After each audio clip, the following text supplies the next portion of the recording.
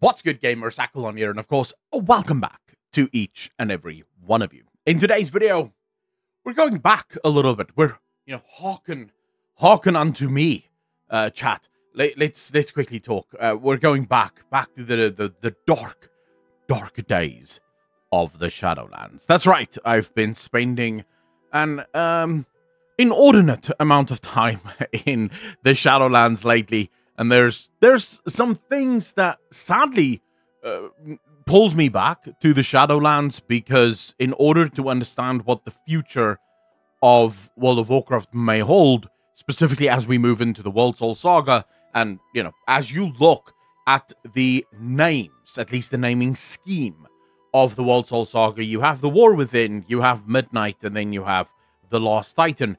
These names appear to suggest some kind of coming to a head moment, a massive moment where all hell will break loose on the surface of Azeroth, and the mortals of Azeroth will fight to the bitter end to defend their Titan, their World Soul, their world. If all else fails, at least we will be defending our world.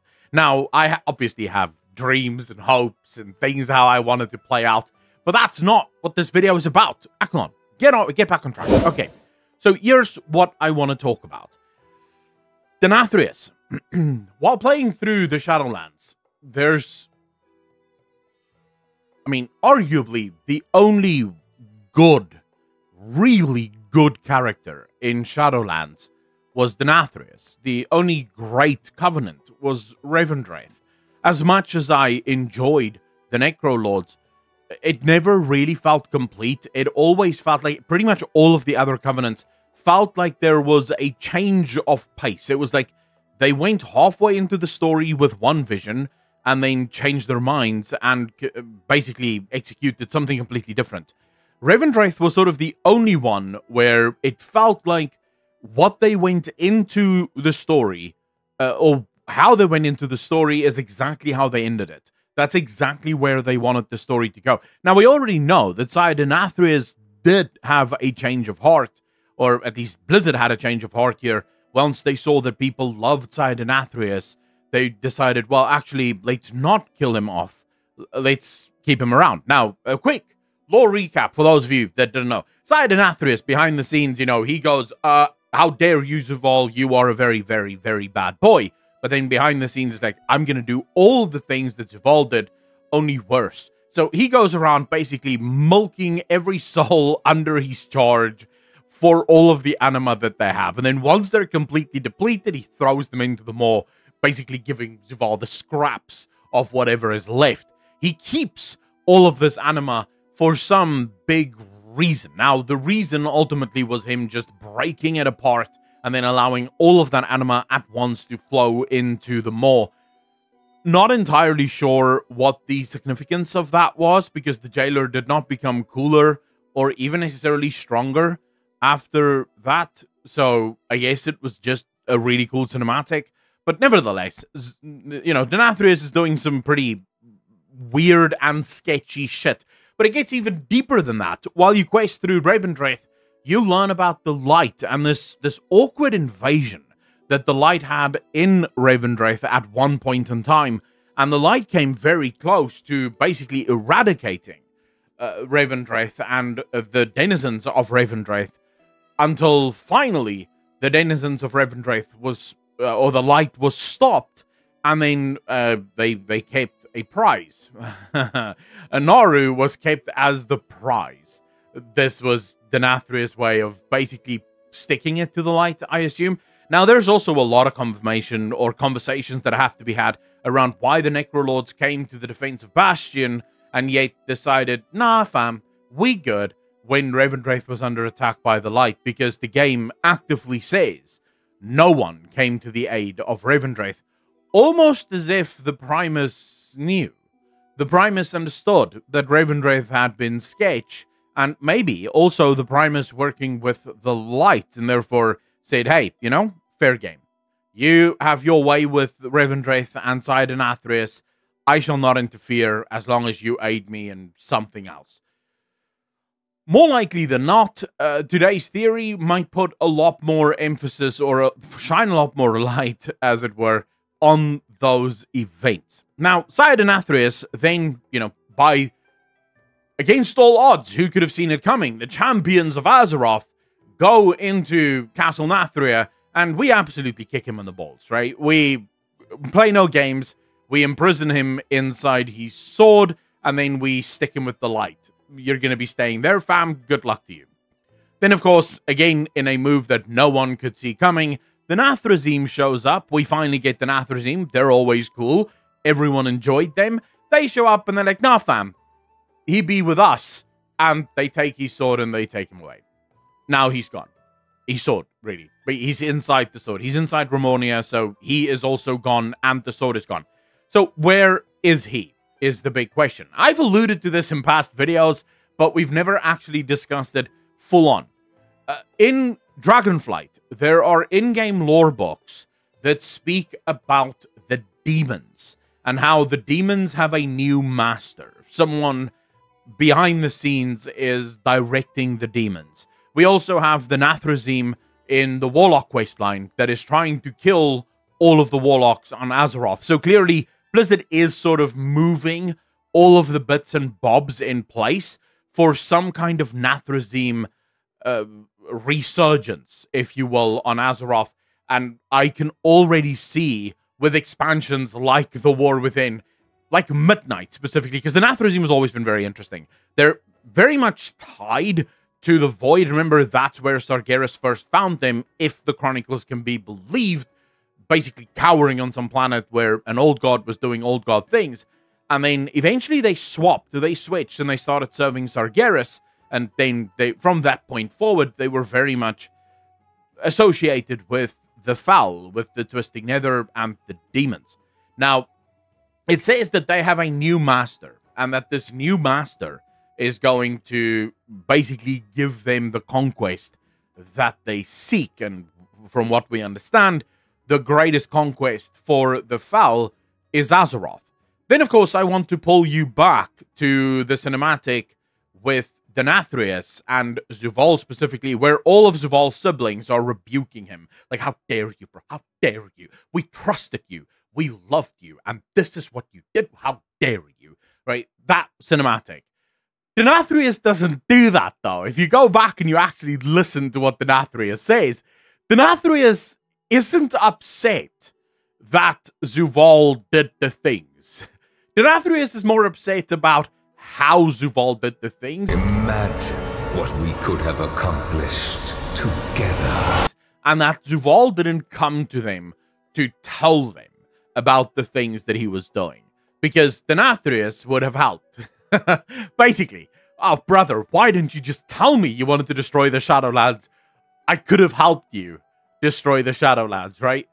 So clearly, Denathrius was never on the side of the Eternal Ones and of the Shadowlands. He always had his own plans, and I think I have some reasons for why that might be. But anyways, so the demons speak about this new master that they have now. For those of you that think, well, is inside Denathrius still inside Ramonia?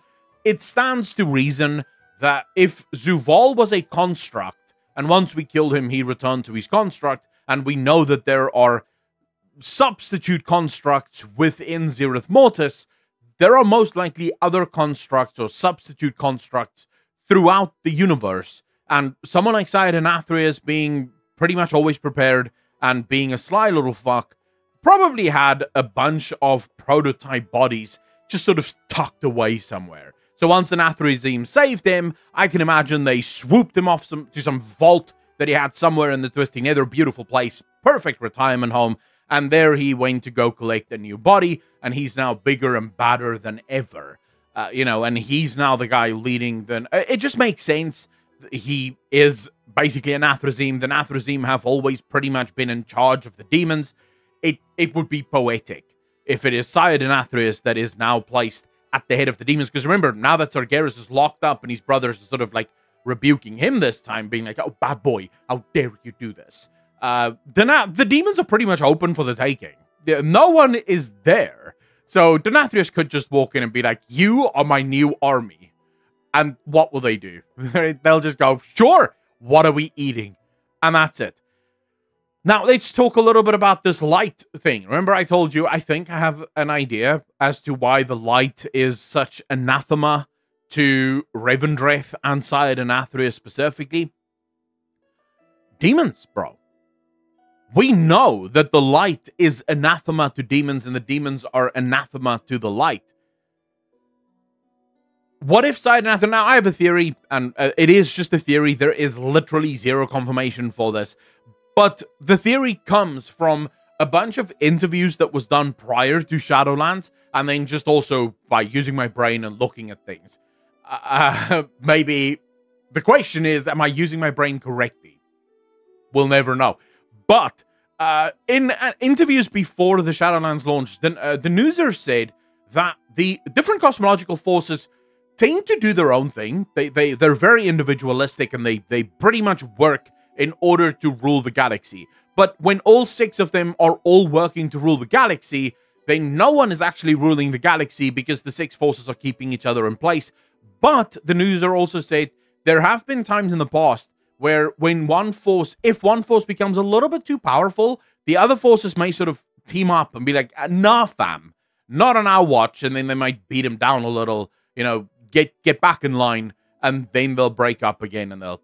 What if what we're seeing currently, what if the mismatch, the imbalance of our universe is the result of a team-up that has gone way too far? This would explain things like the Winter Queen, things like A&R, that doesn't make sense in their current locations. The Winter Queen and A&R clearly belong to the side of life, and yet one is in death and one is in order, at least in terms of pantheons that they choose to serve at. And it would explain something like Denathrius, where Denathrius looks like an Athrazim, very much looks like a demon, and every single one of his children, the ones that he made, are basically afraid of the light. The light burns them, it scars them, they can't exist within the holy glow of the light. Why is that? Maybe because they're demons and not actually beings of the Shadowlands. And this may be why we see no demon lords. Why we've always asked, why is there no such thing as a demon titan? Why did Sargeras from the Order side walk over to the side of the demons?